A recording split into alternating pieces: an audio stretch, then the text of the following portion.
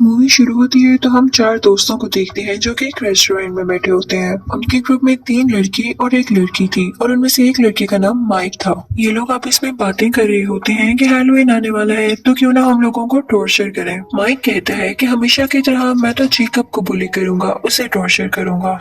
In fact Jacob एक innocent सा लड़का था जिसे हर साल माइक तंग किया करता था। ये प्लान सुनकर उनकी फीमेल फ्रेंड उन्हें मना करती है कि तुम लोगों को ऐसे किसी को तंग नहीं करना चाहिए और जेकब का क्या कसूर है जिसे तुम लोग हर साल सताते हो। तो माइक कहता है कि तुम्हारे सवाल में ही तुम्हारा जवाब है कि हम उसे हर साल सताते हैं और ये अब हमारी आदत बन चुकी है। तुम क्या जानो कि उसे सताने में कितना मजा आता है। वो लड़की उस ग्रुप में मौजूद अपने बेस्ट फ्रेंड को भी मना करती है कि ऐसा नहीं करना तुम, लेकिन जब माइक उसकी बात नहीं मानता तो वो वहाँ से उठकर चली जाती है। फिर हम देखते हैं कि माइक और उसका दोस्त खाना खा चुके होते हैं और अब वो जाते हैं मैनेजर के पास बिल पे करने के लिए। तो मैनेजर उनसे पूछने लगता है कि हैलोवीन आ रही है, तुम लोगों के क्या प्लान्स हैं। तो माइक उससे कहता है कि हम एक लड़के को बहुत बुरी तरह टॉर्चर करने वाले हैं जिससे हमें बहुत मजा आने वाला है। तो मैनेजर भी अपना इंटरेस्ट शो करता है और कहता है कि मैं भी जाना चाहता हूँ, मैं भी देखना चाहता हूँ कि तुम लोग कैसे उसे टॉर्चर करोगे। माइक कहता है कि नहीं, ये मेरे और मेरे दोस्तों का प्लान है।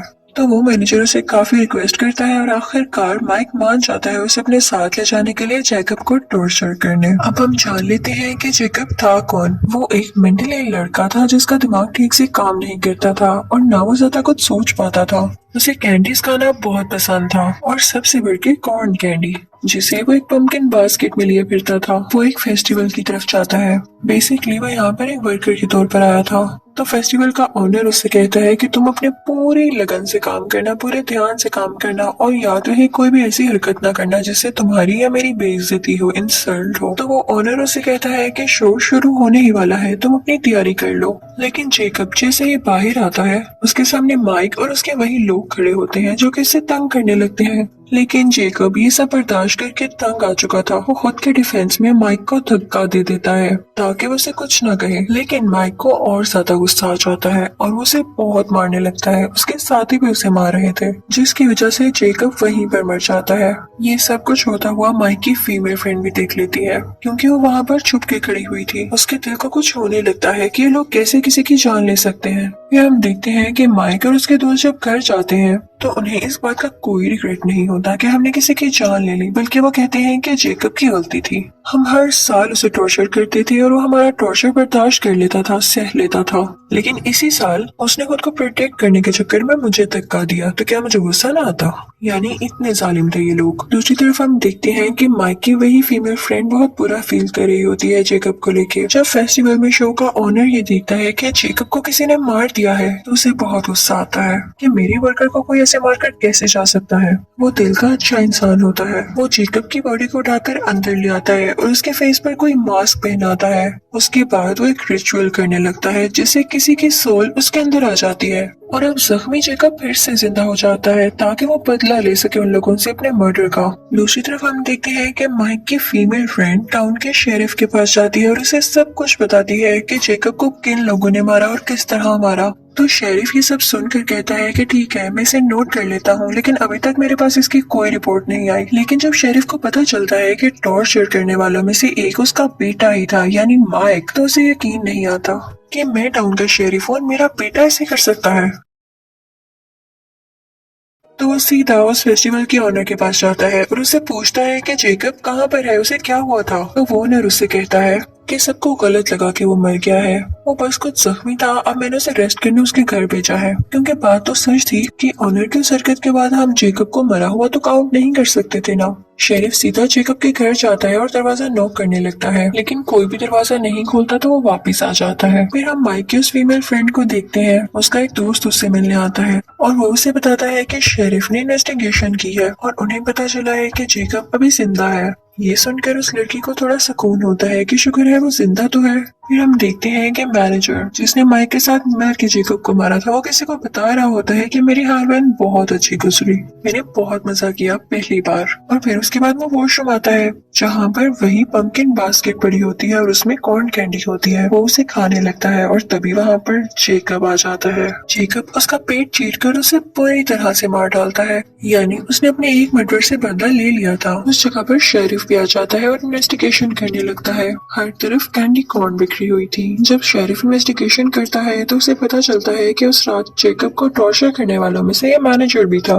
तो उसे पता नहीं क्यों ये शक होता है कि इसके पीछे जेकब का हाथ है, जेकब ने ही इसे मारा है। वहाँ पर माइक की वो फीमेल फ्रेंड भी होती है जो कि अपने बेस्ट फ्रेंड के साथ आई होती है। तो शेरिफ उनको भी सब कुछ बताता है, जो कि जाकर वो माइक और उसके दोस्त को बताते हैं। माइक कहता है कि ये तो पॉसिबल ही नहीं है कि जेकब किसी का मर्डर कर सके, उसमें इतनी हिम्मत कहाँ से आई। उसमें अगर इतनी हिम्मत होती तो वो खुद को बचा न लेता।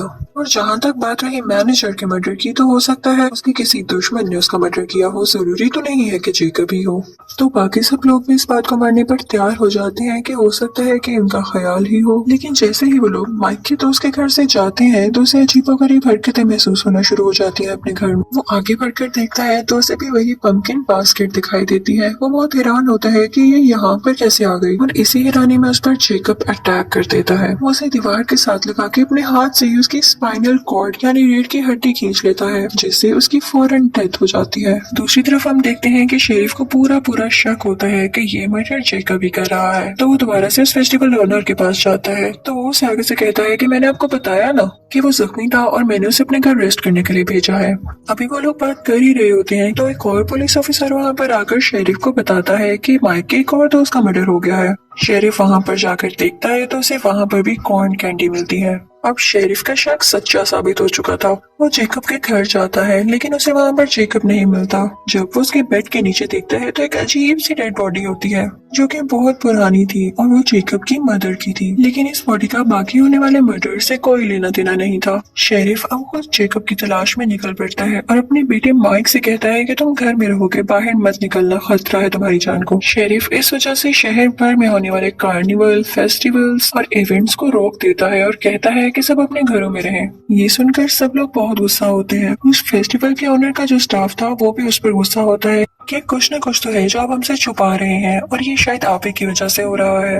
अब हम कमाएंगे किस तरह। तभी उनमें से एक आदमी जिसका नाम बिशप होता है वो उस फेस्टिवल के ओनर से मिलता है और कहता है कि क्या जो तुम कर रहे हो वो ठीक है, तुम जो भी कहोगे मैं उस पर बिलीव कर लूंगा। तो वो ओनर कहता है कि जी बिल्कुल ठीक कर रहा हूँ मैं। हम जैसे लोग, हम जैसे छोटे लोग हमेशा टॉर्चर होते आए हैं और माइक जैसे बड़े लोग हमें टॉर्चर करते आए हैं। ये उनकी आदत बन चुकी है दूसरों को सताना और उनका दिल दुखाना। असल में माइक और उसके साथियों ने ही जेकब को मारा है। मैंने बस उसे जिंदा किया कि वो अपने मर्डर का बदला ले सके। तो आप मुझे बताएं क्या ये गलत बात है। ये बात ऑनर के सब स्टाफ मेंबर्स के सामने भी आ जाती है और वो एग्री हो जाते हैं कि हम इस ऑनर का साथ देंगे क्योंकि सच कह रहा है। टॉर्चर करने वालों के खिलाफ उनके अगेंस्ट कोई ना कोई स्टेप तो लेना होगा।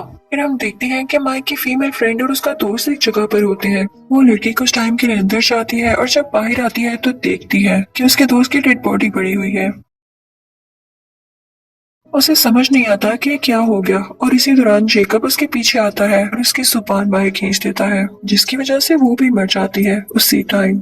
शेरिफ भी उसी जगह पर आता है जहाँ पर वो फीमेल फ्रेंड और उसका दोस्त था, ये चेक करने के लिए कि क्या वो लोग ठीक है। और जब वो अंदर जाता है तो देखता है कि उन दोनों की डेड बॉडीज पड़ी हुई है वहाँ पर। वो सारी बात समझ जाता है और फिर अपने बेटे माइक को कॉल करता है और कहता है कि देखो तुम्हारे दोस्त तो मारे जा चुके हैं, तो मेरी बात मानो तो अपने घर के अंदर ही रहना, बाहर मत निकलना क्योंकि जेकब अब तुम्हें मारने वाला है। लेकिन माइक को गुस्सा आ जाता है और वो अपने घर से निकलता है उस कार्निवल यानी फेस्टिवल वाली जगह पर ताकि वो वहाँ के ओनर से पूछ सके कि आखिर मसला क्या है। लेकिन तभी उस ओनर का एक आदमी उसे मारकर बेहोश कर देता है। शेरिफ जब घर पहुँचता है और अपने बेटे को ढूंढता है तो वो उसे वहाँ पर नहीं मिलता। वो देखता है कि फेस्टिवल का ओनर है वहाँ पर। वो उस पर गन पॉइंट कर लेता है और पूछता है कि मेरा बेटा कहाँ पर है। लेकिन तभी उसके पीछे से बिशप आता है और उस पर अटैक करके उसे बेहोश कर देता है। फिर वो ओनर आगे बढ़ के एक चाकू से उसका गला उसके जिस्म से अलहदा कर देता है, जिससे वो मारा जाता है। अब हम माइक को देखते हैं जिसकी आंख खुलती है तो वो देखता है कि वो एक चेयर से बंधा हुआ है, उसके आसपास कोई भी नहीं है और वो हेल्पलेस है। तभी दूर से वो शेरिफ की गाड़ी को आते हुए देखता है यानी उसके फादर की गाड़ी को, तो वो खुश हो जाता है कि मेरे फादर आ गए मुझे बचाने के लिए। लेकिन ये उसकी गलत फहमी थी क्योंकि गाड़ी में तो उसका फादर था ही नहीं बल्कि उसका सर गाड़ी के ऊपर था, कटा हुआ सर, जिसे देख के माइक रोने लगता है क्योंकि वो जानता था कि वो भी मारा जाएगा, उसके फादर जो नहीं रहे, कोई भी नहीं रहा। तभी आता है जेकब उसके सामने जो कि अब उसे बहुत बुरी तरह टॉर्चर करके मारने वाला था। उसके दोनों बाजू उसके जिस्म से लहदा कर देता है और फिर एक एक करके उसके सारे दांत निकाल देता है और इसी तरह उसे टॉर्चर कर करके उसे मार डालता है। फिर सीन चेंज होता है और हम उस फेस्टिवल के ऑनर को देखते हैं जो कि किसी दूसरे शहर में अपना शो कर रहा होता है। वो वहाँ पर एक लड़की को एक नेकलेस देता है जो कि माइक के दांतों से बना हुआ था और उसे बता रहा होता है जेकब के बारे में। तो वो लड़की कहती है कि मुझे इस बात पर यकीन नहीं है कि वो कैसे जिंदा हो गया और कैसे लोगों को मारता है। तो वो ऑनर उससे कहता है कि कुछ लोग मासूम लोगों की बिला वजह जान ले लेते हैं। उनको सबक सिखाने के लिए जेकब को जिंदा किया गया है।